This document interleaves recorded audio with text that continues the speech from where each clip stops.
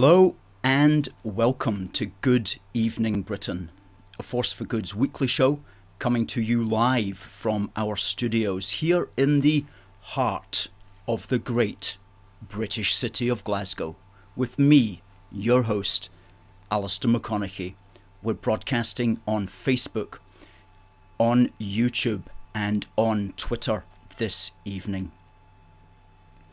Folks, what a week it has been, and we're going to dedicate tonight's show to Her Majesty the Queen. We're going to be asking, what does this mean for the future? And we're going to be looking back to an extent on Her Majesty's legacy. I'm also going to be reporting to you from my trip yesterday to see the catafalque, as they call it, in St. Giles, and it was my privilege to be able to be one of the tens of thousands of people who filed past it in the last 21 hours that it was available for the public to view, and what a day that was. We're also going to be looking at some of a Force for Good's events that we've held around the Queen when the Queen came to Scotland. Some of the events that really hit home with some wonderful patriotic British activism. So that's what we're going to be doing this programme. Now folks, I know you'll have comments yourself. Please do send them in, and please do please, if we can't get them all, if we can't read them all, we're sorry, but we do make an effort to try to we will endeavour to read out everybody's comments this evening. So please do send them in. Now, first in was Debbie, who says, "Good evening, everyone. What a week it has been. Oh my goodness me, what a week it has been. And there will have not been another week like it." On the 6th of September, on Tuesday the 6th, Her Majesty appointed her 15th individual Prime Minister. And then on Thursday, she passed away. It's never happened, ever, in British history that things can move so quickly like that. Stephen says, "Good evening."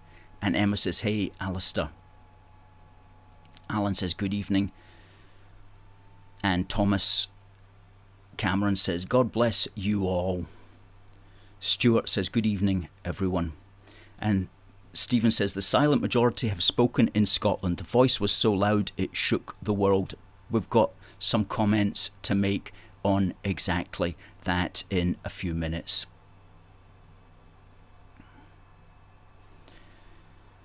So, you know, Thursday, the 8th of September 2022 is a date which will go down in world history forever. It was the date when the world's second longest reigning monarch ever, Queen Elizabeth II, passed away. And she was the second longest reigning monarch, second only to Louis XIV, or Louis XIV of France, who died way back in 1715, but who became king, it has to be said, at the age of 4 years old. So he had a little bit of a start on Her Majesty. But Her Majesty fell short of his record by 625 days, but she reigned for 70 years and 214 days. And she was born at 17 Bruton Street in London. And she died at her beloved Balmoral Castle on Thursday the 8th of September. Now, Balmoral was one of the Queen's favourite places, and perhaps it was fitting that she was to pass away in what has been said is her favourite home in the British Isles. And some remarkable statistics here for you. The Queen saw 15 Prime Ministers. Her first was Winston Churchill. who was born in 1874, and her 15th and last was Elizabeth Truss, who was born in 1975, 101 years after Winston Churchill was born. Or we can also say that the Queen died 148 years after Winston Churchill was born. And the Queen is the first monarch to die in Scotland since James V in 1542, which was even before the Union of the Crowns in 1603.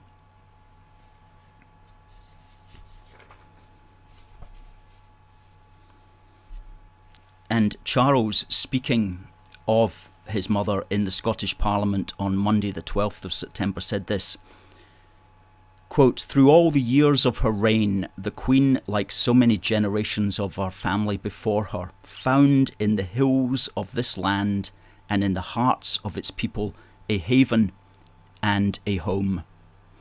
If I might paraphrase the words of the great Robert Burns, my dear mother was a friend of man, a friend of truth, a friend of age and guide of youth. Few hearts like hers with virtue warmed, few heads with knowledge so informed. From Robert Burns' Epitaph on My Own Friend. And Emma Cowing in the Daily Mail quoted a poem which had been left outside the gates of Balmoral, again by Robert Burns, which went, quote, "Farewell to the mountains high covered with snow, farewell to the straths and green valleys below. My heart's in the Highlands wherever I go, my heart's in the Highlands, farewell." So it seems fitting, and it seems right, and it seems proper that the Queen should die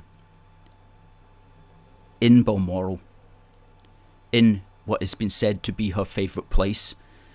She said, quote, "I think it has an atmosphere of its own.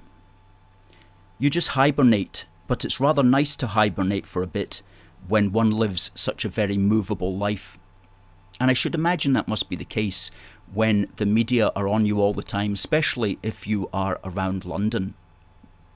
To get away to your Highland home must be a great relief for a couple of months a year, and no doubt that contributed very much to her love of Balmoral and of course of the Scottish Highlands. And there's a great photograph called Chief of the Chiefs, which was taken back in August 2010. There it is there. I'm so glad that was taken by Julian Calder of the Queen in the robes of the Order of the Thistle, standing beside a burn in her Balmoral estate, looking every inch the regal Queen of her domain there. That's so glad that that photograph was taken. One of the best photographs of the Queen that we have here in the United Kingdom. Okay. And in fact, that photograph was used by the Herald on Friday, the next day, when they used it here. A perfect usage of this photograph. The Queen, April 21, 1926 to 8th of September 2022.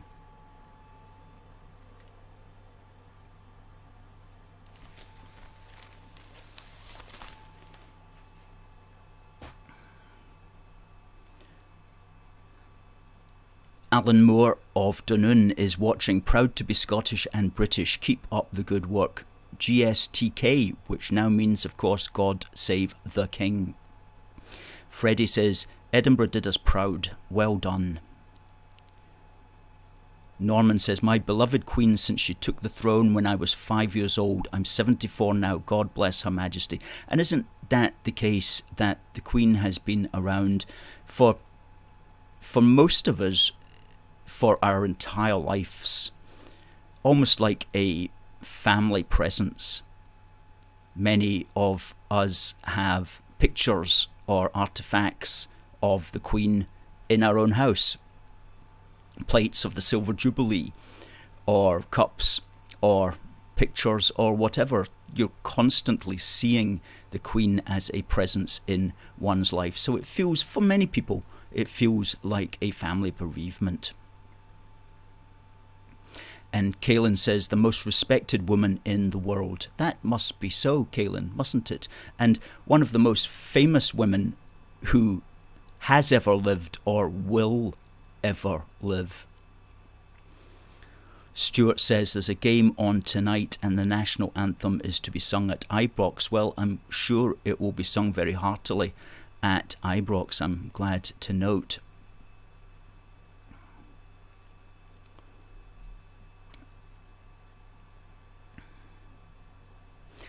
Emma says, Britain will never be the same again. To an extent, that's correct, isn't it, Emma? I think that a chapter of the British story has closed. But let's remember that a new chapter always opens. And there's a really good quote here from the Queen that we put on the back of our Happy and Glorious magazine. And I'll just read it out. It says, I believe that young or old, we have as much to look forward to with confidence and hope as we have to look back on with pride. And that was part of Her Majesty's Golden Jubilee message back in 2002. Young or old, we have as much to look forward to with confidence and hope as we have to look back on with pride. And as long as we take that very positive attitude, which Her Majesty characterised, then everything is going to be okay. Robert says, well done to the Scottish people on how you gave the Queen a lovely send-off. Robert from East Belfast in Northern Ireland, United Kingdom. Alan says he's glad she spent her final days in her favourite place. And Marion reflects what many of us are feeling. Good evening. Still can't take it in that the Queen has gone.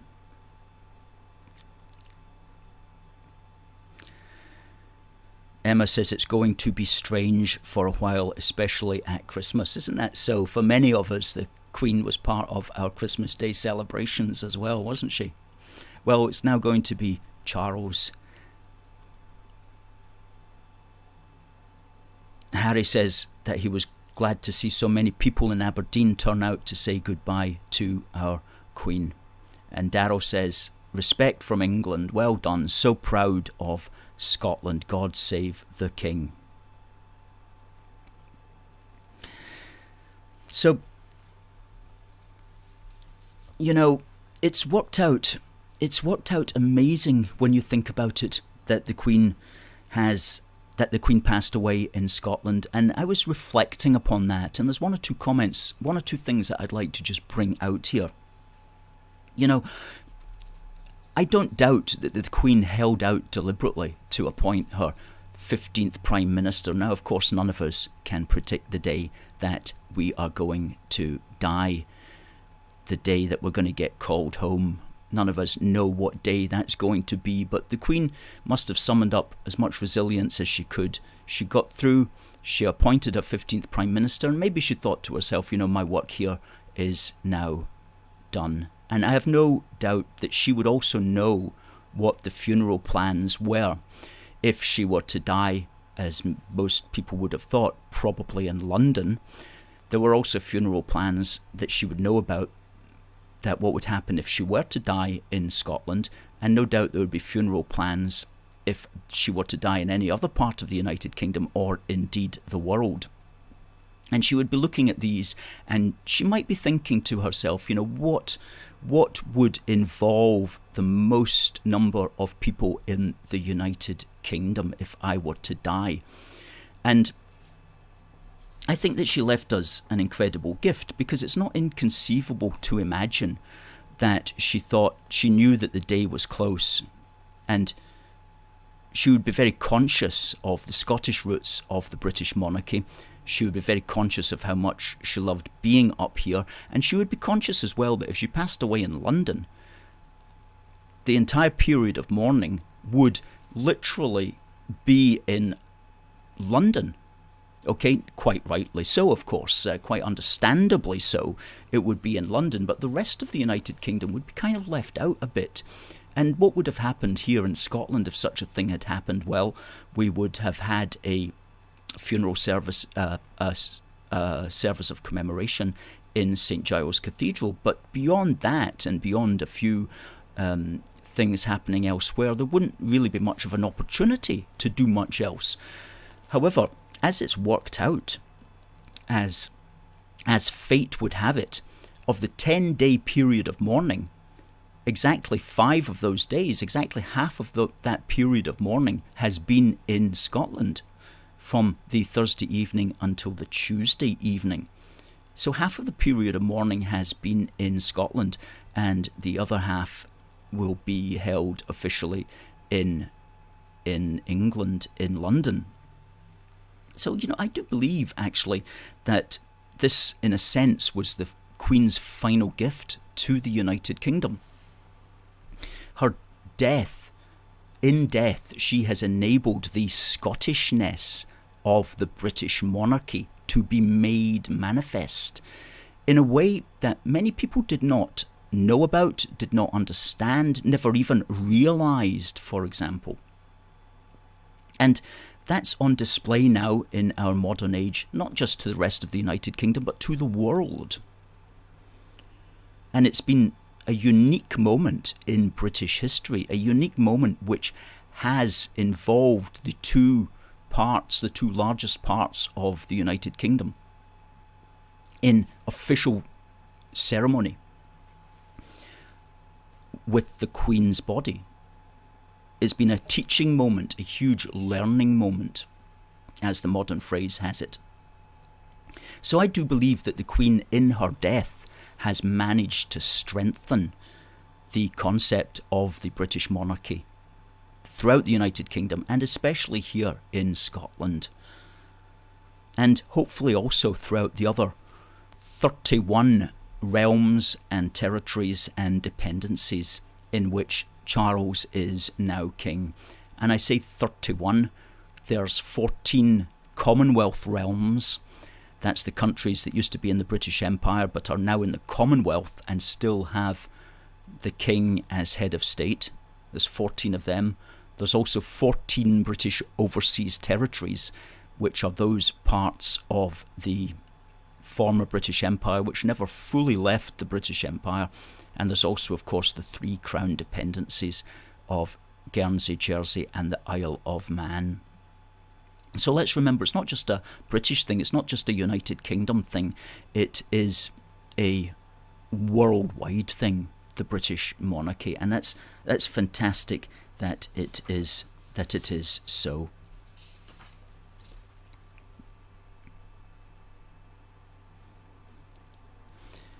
Mac Ollie says, thank you to Scotland for all you've done for Her Majesty. David Kelly says, Stephen, the sensible majority, the decent majority, the rational majority, the honourable majority, the integrity majority. Catherine says, what a wonderful 96 years. Marcus says, it feels as if in limbo and strange to hear about the Queen's passing. The second Elizabethan era has ended, however, a new dynasty and new era has begun. That's correct, a new era has begun, and it will be a good one because it will be what we make it to be. Debbie says, I am so glad myself and Sue Channon decided to make the trip to Edinburgh for the procession to St Giles. Oh, I'm glad that you did that as well, and I'm glad that you saw what you wanted to see. Stephen says that the Queen helped to design the hearse so as many people as possible could see her pass. That does not surprise me. As the Queen was making her final journey, says TR18, through Scotland, the amount of Union flags and celebration, God bless the Scottish people, they've done the United Kingdom proud. And Stuart agrees that she loves Scotland, and I think chose to pass here. Absolutely. So the Queen dies, but the United Kingdom lives on, and a new hand takes the wheel of state. That's one of the great things about the British monarchy, is its continuity. It just immediately continues. And so while one person has died, we're straight into planning for the next person to take over. So we're kept busy in that sense, which also helps to mitigate the sadness.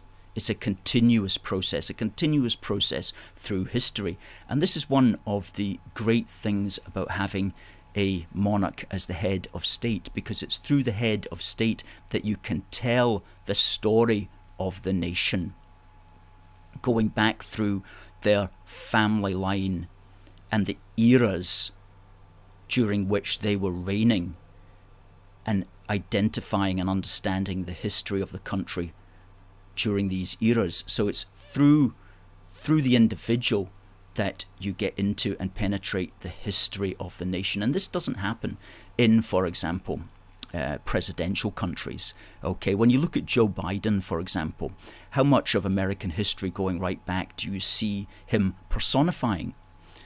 Or Donald Trump, for that matter, or Bill Clinton, for that matter, or George W. Bush. You see the man, you see the 5-year period, 4-year period or 8-year period that he might happen to be president, and that's really all that you see, but you don't see it going right back. For example, take Charles III.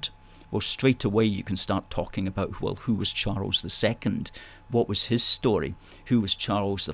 What was his story? And indeed, as I pointed out on the Facebook page, Charles II has a statue directly outside St Giles Cathedral.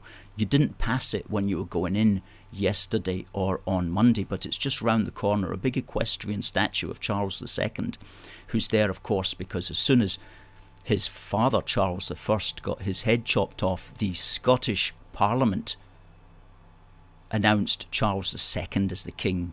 The English didn't want a king. That's why Cromwell chopped off Charles I's head, but the Scots still wanted a king, so they immediately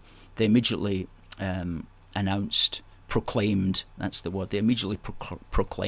Charles II as the king. And of course, Charles II came up to Scotland and tried to create a Scottish army to take on Oliver Cromwell, which ultimately he was to lose with his Scots and English army at the Battle of Worcester in 1651. But Charles II has always been remembered in Scotland for that.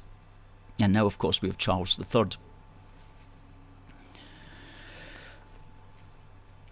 So talking about Charles III, this is very interesting, he's the first monarch to accede to the throne while in Scotland since James VI acceded to the throne back in 1567 after his mother met an unfortunate encounter with an axe. And so that's 455 years ago was the first monarch to accede to the throne while in Scotland. Because on Thursday, as fate would have it, Charles was living in Dumfries House, which is a house that he personally has renovated on behalf of the Scottish people, and he had appointments in Scotland on that day, which of course had to be cancelled. So a helicopter was sent up and ferried him to Balmoral. So he was in Scotland, and he was beside, from what we read, he was beside his mother's bed when she passed away. So he's the first monarch to accede to a throne in the British Isles in Scotland since 1567.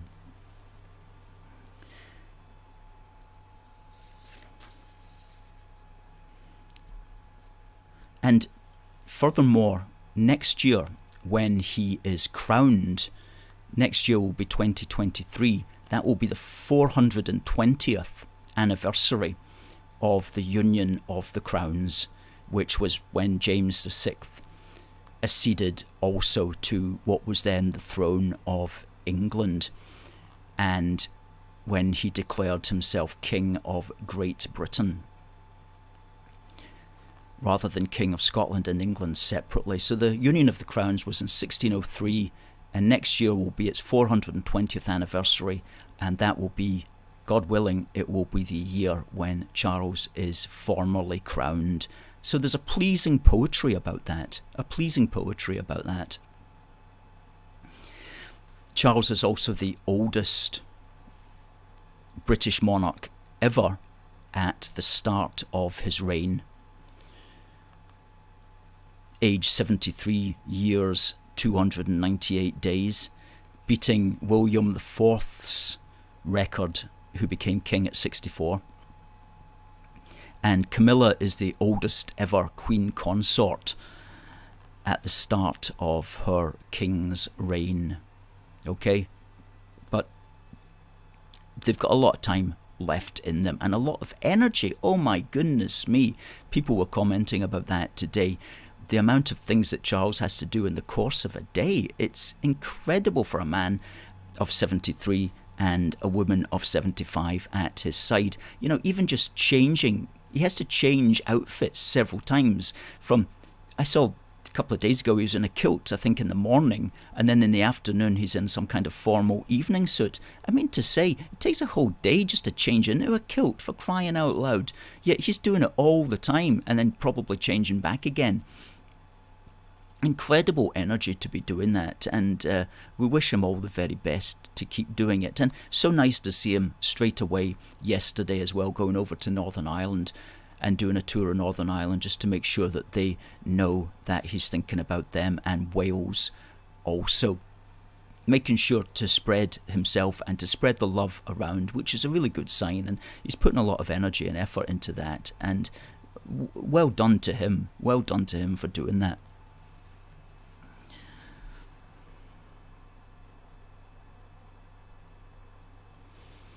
TR18 says, I believe we are in safe hands with King Charles III. I think the anti-monarchs are being far too harsh on him. He just lost his mum and he must be under extreme pressure.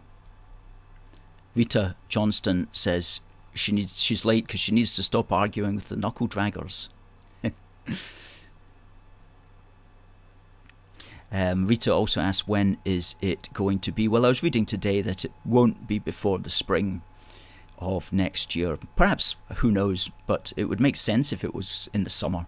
Wouldn't it make sense in the summer? Give us a day off work where it might hopefully be sunny. So folks, send in your comments and ideas and questions and we'll read them out. Now, I'm going to speak shortly about yesterday's lying in state. Got quite a few pictures from the queue as well to show you, and just to talk about the queue and how well organised it was, and also the experience inside St Giles for that as well. Now,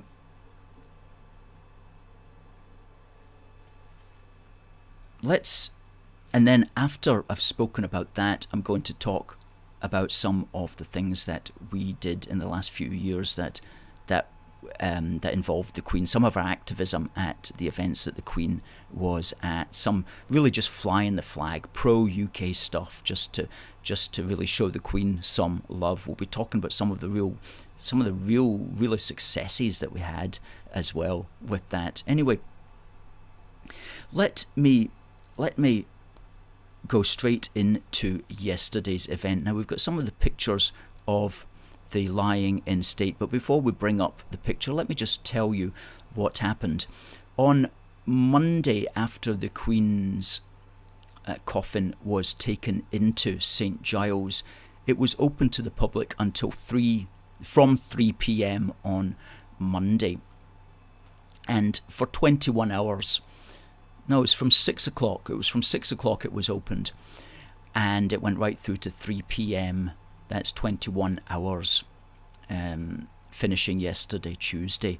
And from what I've seen in the papers today, they're saying that there was over 33,000 people that got in to pay their respects. So that would be something like 1,600 an hour if you're looking at 21 hours, which is probably right, because what they did was, when you went into St Giles, some people were ferried left, some people were ferried right, and so there was two routes, as it were, round the catafalque, and people were going slowly. And overnight between the Monday and the Tuesday, that were the longest queues, which makes sense because a lot of people would be working on the Tuesday and would therefore be taking their opportunity simply to pay their respects when they could, which was overnight. And some of the queues for overnight were like 4 or 5 hours. However, as I'll tell you in a minute, the queue I was in was moving a lot quicker during the day. So yesterday in Edinburgh at around about 10 o'clock, we did a live where I filmed the queue from the start going right to the end of it in the Meadows, which is about a mile away. And the queue ended just at the start, well, a few hundred yards into the Meadows, but on the previous night, it had been all around the Meadows.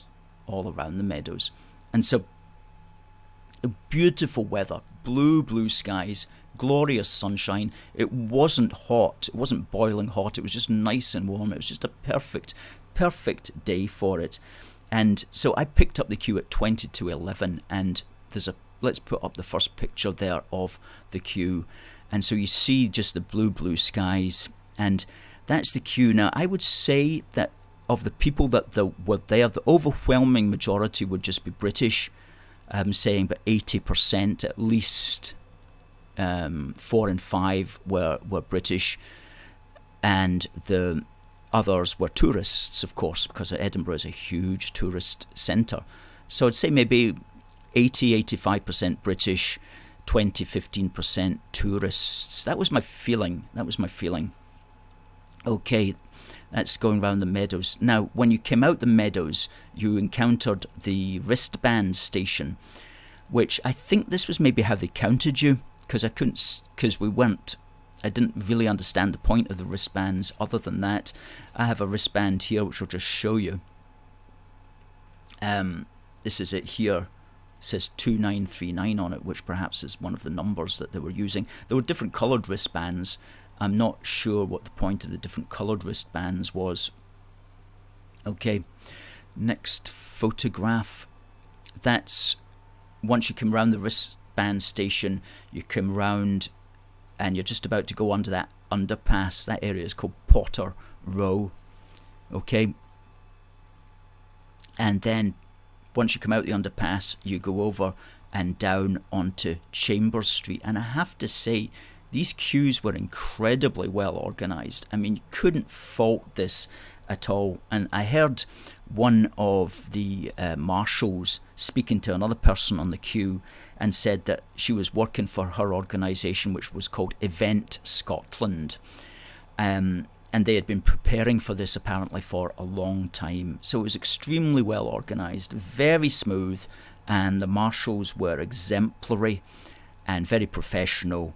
And there were toilets along the way, there was bins provided along the way. It was extremely well done. Okay, that's on Chambers Street there. That's old building at the top. It says Crown Office. I don't know if it still is the Crown Office or not. Okay, and this is when you come out of Chambers Street and you're heading up George IV Bridge. Now at the top of that street, you'll see a white tent. That's the security tent. And that's just 50 yards from the front of St Giles, which is round the corner on the right. And you'll see there the queue is, several people wide.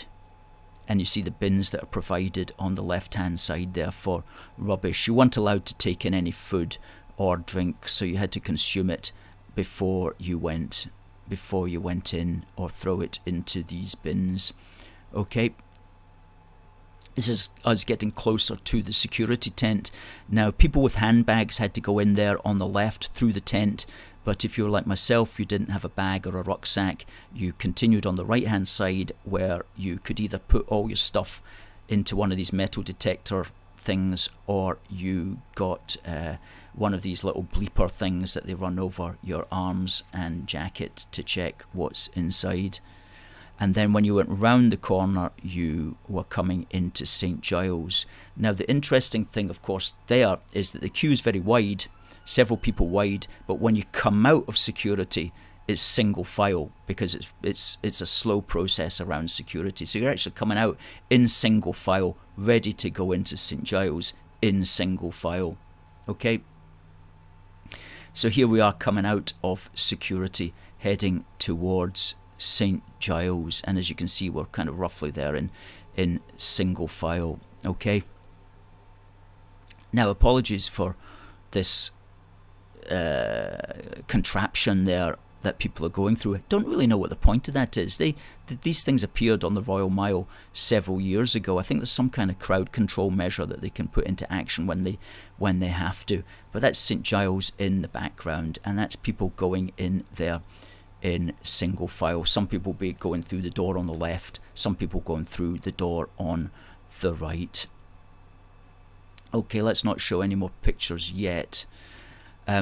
So when you went in, now I don't know how many people have been in St Giles, but it's certainly a very impressive cathedral, and the catafalque, as it's called, was sitting towards the top of the cathedral, and it was surrounded by, I think it was 5.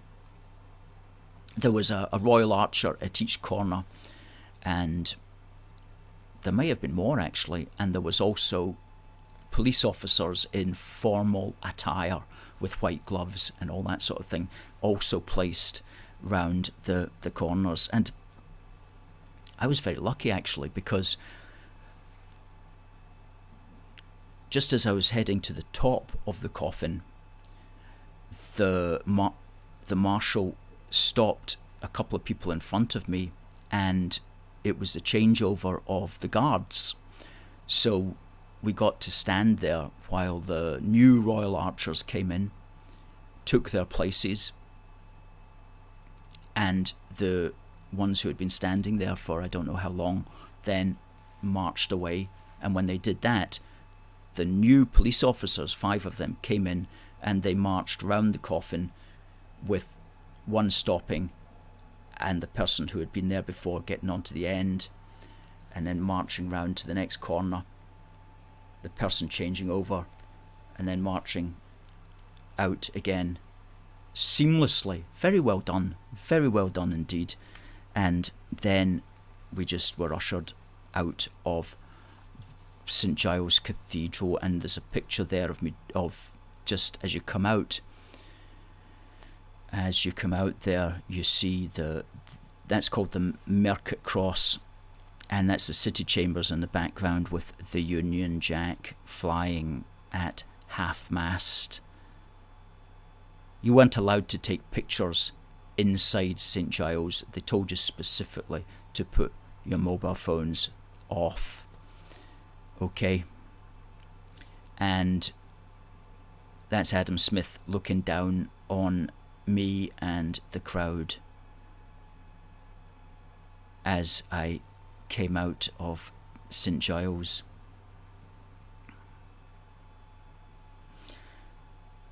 Okay, now what I then did, well, that was 20, when I came out of St Giles, that was 20 to 1.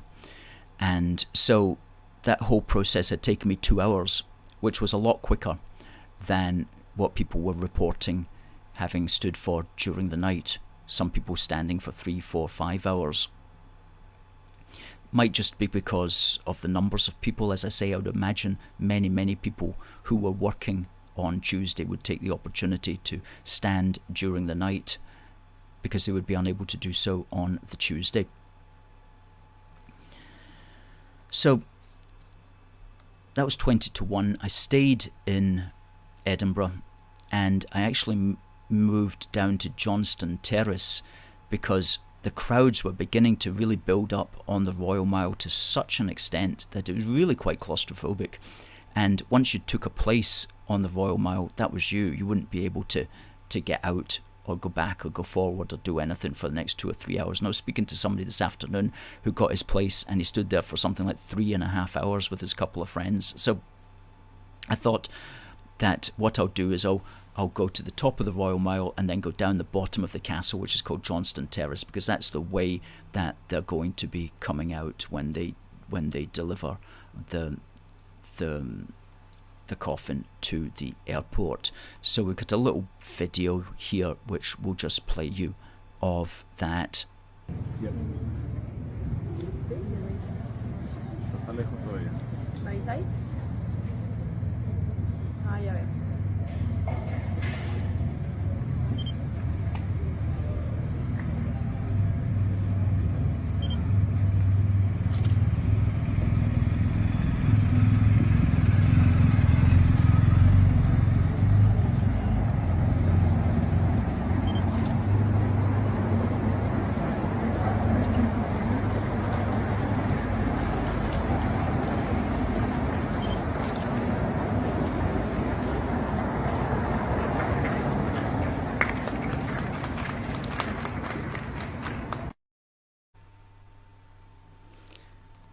And there you go. And that, as I say, was that. And amazing 5 days here in Scotland, and it will be an astonishing 5 days also in England and in London coming up.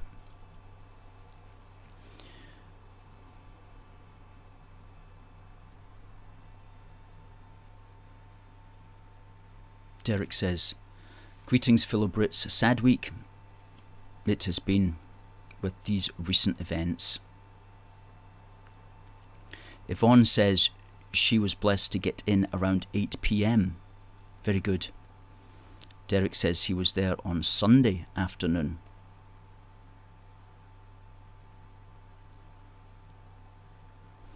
But he wished he went back on the Monday, but by the time he finished work and time to get through, he decided just to watch it on the television. Well, I think a lot of people would be in that situation, Derek.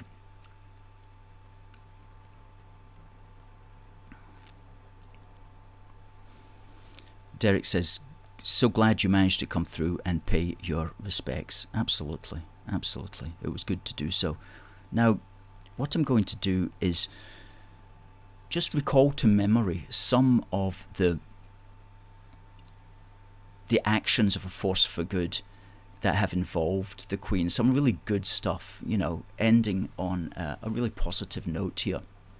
And the first thing I want to start with is the day of the Queen, when the Queen became the longest ever serving British monarch. Okay, that was on the 9th of September 2015. And as fate would have it again, she was in Scotland that day, and she was opening the new Borders Railway, which ran from Edinburgh and which runs from Edinburgh to Galashiels and on to Tweedbank. And she was opening that at Waverley, taking an official journey in the first ever train to go down the tracks and giving a speech when she reached Tweedmouth. And we were at both of those ends of the journey. And what we also like to do, of course, is to colour things red, white and blue. So we knew it was an important day for the Queen, and we knew that we needed, people would be there and people would want to show support. So we went down, several of us, that day with our handheld Union Jacks, and we coloured that area of Waverley and also Tweedmouth in our red, white and blue Union flags. And so let's check out the first photograph that we've got of this day. That's crowds right up the stairs, and as you can see along the bottom there, this is from Getty Images, see along the bottom the Union Jacks, and people couldn't get the flags fast enough, okay? And some great photographs were taken by the press. That's a really good one there, okay? And this is one of the favourites. I mean, I think that's just absolutely brilliant, that particular photograph. Absolutely great. That was in several newspapers as well. Just see how these flags really brighten up the area. Now, the funny thing about this, okay, was that, and there's the Queen arriving. There's the Queen arriving. But before the Queen arrived, she was late. She was late by 40 minutes or so because it had been bad weather and her helicopter was delayed. So Nicola Sturgeon was standing in a line waiting for the Queen to arrive, and then she discovered the Queen's not going to be around for another 40 minutes. So Nicola Sturgeon had to really have to interact with the crowds, and there's some really funny photographs. Is this the next one that's lined up with Nicola Sturgeon? I don't know if the photographer just caught that one. I don't know how representative that was of her attitude, but it's just such a funny photograph of her standing there and these guys around her not really knowing what to say, holding the Union Jacks while she's there kind of looking like she'd rather be anywhere else. And that's a funny photograph, and it was worth just putting the Union Jacks out for that photograph in its own. Okay. And then in Tweedmouth, we had a chap down there who gave out flags to the school children who happened to be there. And that was actually shown in the Queen's Christmas broadcast in 2015, that Christmas. So that was a real win for the Union, as it were, and a real win for our activism to get all these wee flags there appearing in the Queen's Christmas broadcast. Okay. So that was the Border Railways Queen's longest reigning day, the day that she became the longest reigning monarch of the UK. That was great activism. Another thing that we did as a team was on the 5th of July 2017, when the Queen came to Falkirk to open the Queen Elizabeth II Canal, and she did so at the Kelpies, and we were there as a team to colorise the area. And let's see what photographs we've got there. Now there's the Queen being presented with a bouquet of flowers by some school children. Okay, now this photograph actually appeared on the Royal Family Twitter account. That's some people there. You can see all our flags there going right round. Big turnout that day, several hundred people, easily several hundred people. Okay. And that's another picture from the Queen's, from the Royal Family official Twitter account. Okay. And there are our merry band of men and women, all the Queen's men and all the Queen's women who were there from A Force for Good. And thank you to them all for being there. That was a great day that we had. Okay.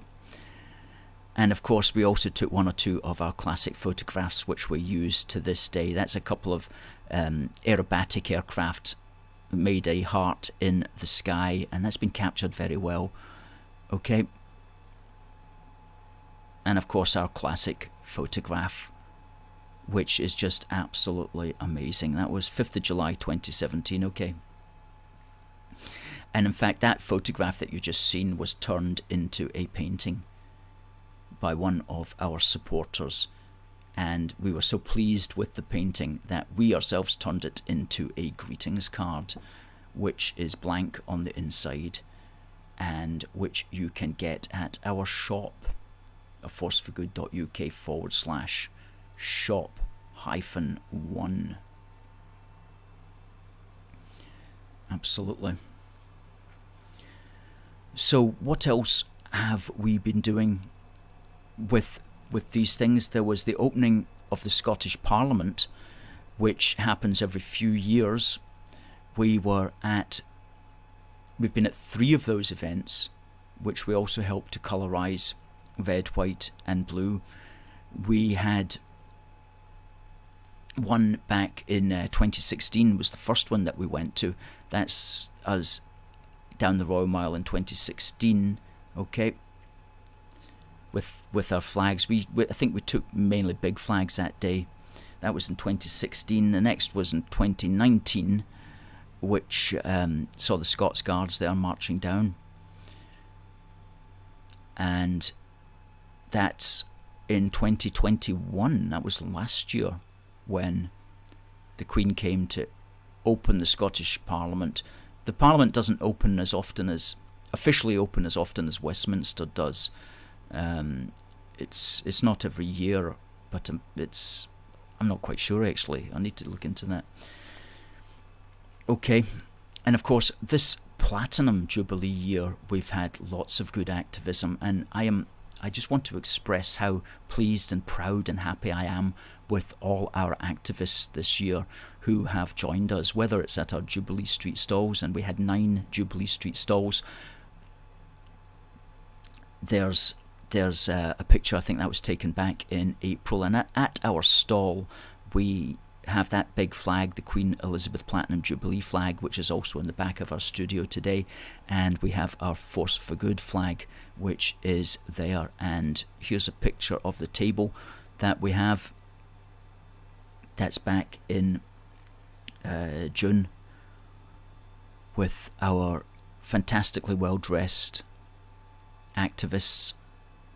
Thank you to everybody who comes out to help at our street stalls. So proud, so pleased with all of you guys and gals who do that, and who knew how important it was to do it this year and to make our stake this year. Okay, that's another picture, I think that's from the same day, at a Jubilee Street stall in Argyle Street, and that's the last Jubilee Street stall we held back in August, with 2 of our fantastic activists helping out that day. That was another good day, another good day. And of course there was also our Stirling event, our celebration of the 70 years Platinum Jubilee, which we coincided with the commemoration of Bannockburn, with that amazing Bruce to Elizabeth, our great British monarchy banner that we had there. As the Scottish nationalists were marching, we were reminding them about the genesis of the British monarchy and how it traces itself back, particularly through the Stuart line, back to Bruce. Okay, and in order to emphasise that point, we had the Royal Standard of Scotland, which is the Lion Rampant flag, and we had the Royal Standard of the United Kingdom as used in Scotland, which is that big quartered flag. That's called the Royal Standard of the United Kingdom as used in Scotland, which has 2 quarters of lion rampants. And the Royal Standard of the United Kingdom as used in England has 2 quarters of the lions, or as some people prefer to call them, the leopards. Okay. And of course there were other events as well. The Queen came to Gorgie Farm in Edinburgh in 2019, and we were also at that to give her a welcome. So we've really done a lot, I think, as an organisation to help bolster Her Majesty when she's been in Scotland, and to help keep the British end up, to help keep Scotland British. And those were just some of the highlights that I was thinking about when we put this programme together today. And of course this year we also published Union Heart, Happy and Glorious, which was our 12-page Platinum Jubilee special edition. And in this we've said most of what needs to be said about the Queen's role. And we had 500 of these published, and we've only got 10 left, okay, because we put out so many to people who wanted them at our Jubilee Street stall. So we've only got 10 of these left, and you can buy that at our online shop at aforceforgood.uk. We've only got 10 of these left, and once the 10 have gone, then they'll only be available as special, as part of a full back issue set. and even that itself is limited as well. So if you want your copy of that, which will now become a historic document, please make sure you check out our shop, folks.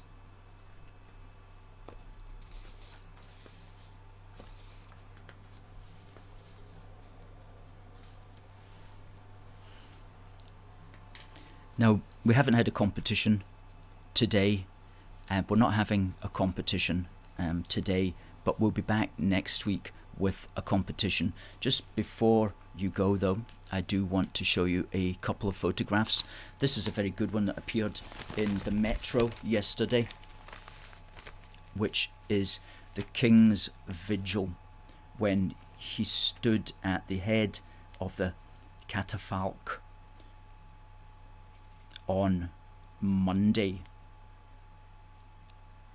evening, as people were allowed in around, and he stood there also with Prince Edward, Prince Andrew and Princess Anne, and we have a little 30-second video of him standing there, and we'll just line that up and play that for you as well.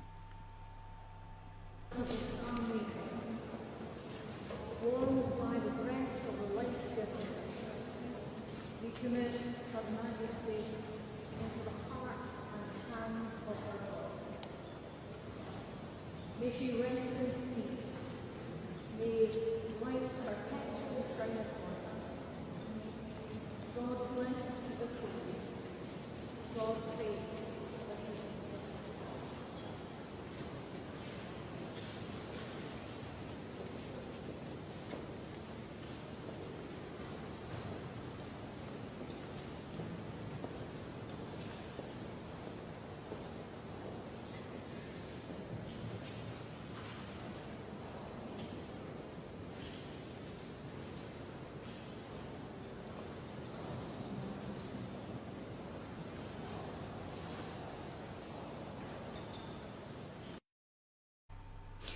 There you go. Amazing scenes, and to think that we saw this in Scotland. As I say, it's almost as if it was intended by the Queen in order to help promote, solidify, strengthen the British monarchy, and to emphasise its Scottish heritage as well, and to act as a learning moment for many of us. An amazing week, and yesterday, just as I was coming back on the train, I was alerted to an article, an editorial I should say, which appeared in the Scottish Daily Express, and lo and behold, would you believe, it's illustrated by with our thin red line. We owe it to the Queen to cherish our union, and that's a double page editorial, which is unusual in itself, and they have used there a photograph in order to illustrate the union, and to order to illustrate unionists. They've used a photograph of a Force for Good's Thin Red Line in action in Edinburgh on the Royal Mile back in October 2019. We owe it to the Queen to cherish our union is the bold headline. And in order to bolster that idea, they've used a photograph of a Force for Good. Okay, so that was really quite something, and so I bought a copy of that.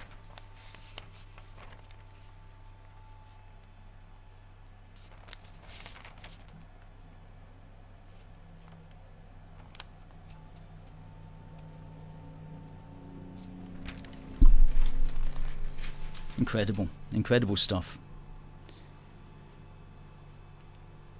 Now folks,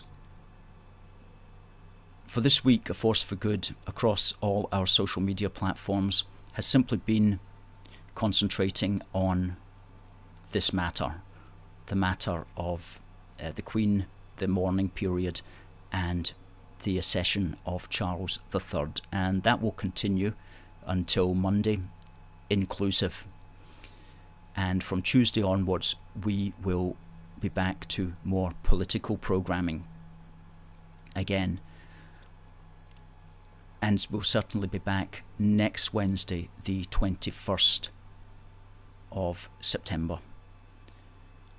So folks, thank you very much for your comments tonight, and thank you for being with us, and we will see you next week. So it just remains for me to say, God bless the United Kingdom, and God save the King.